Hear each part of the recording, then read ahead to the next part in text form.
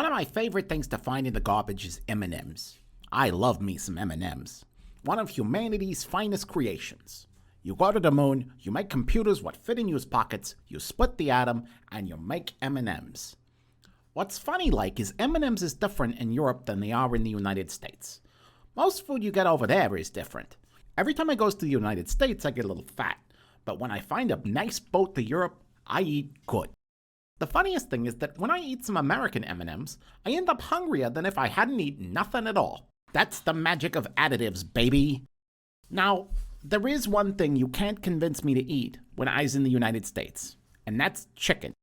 It ain't because the bird tastes so different so much as I know a guy what used to live behind one of those industrial chicken coops, what is only legal in the USA. Those places will give you heebie-jeebies if and you know what they do to the chicken before and after it's past this mortal coil.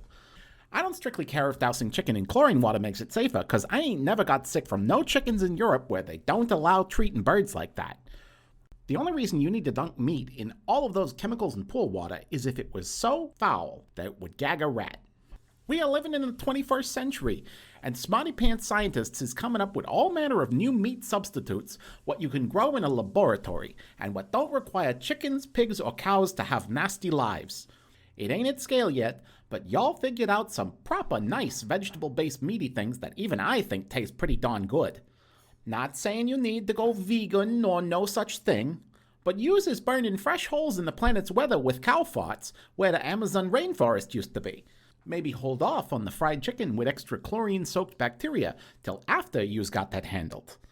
I know the industry ain't chlorinating like it used to, but that's only 'cause it got a bad name, and Europe don't want to buy no chickens doused in garbage juice. Believe me, I know garbage juice, and it don't make a very appetizing sauce for much.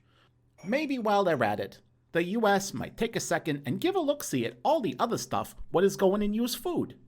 Bread ought to be bread, but you ain't convincing me that those white breads what tastes like chewing on a bag of sugar contains no nutrients.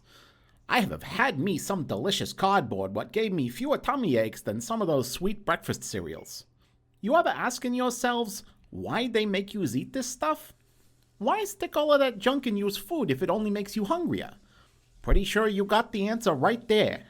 They make you fat, sick, and sad 'cause the hungrier you are, the more you spend on food.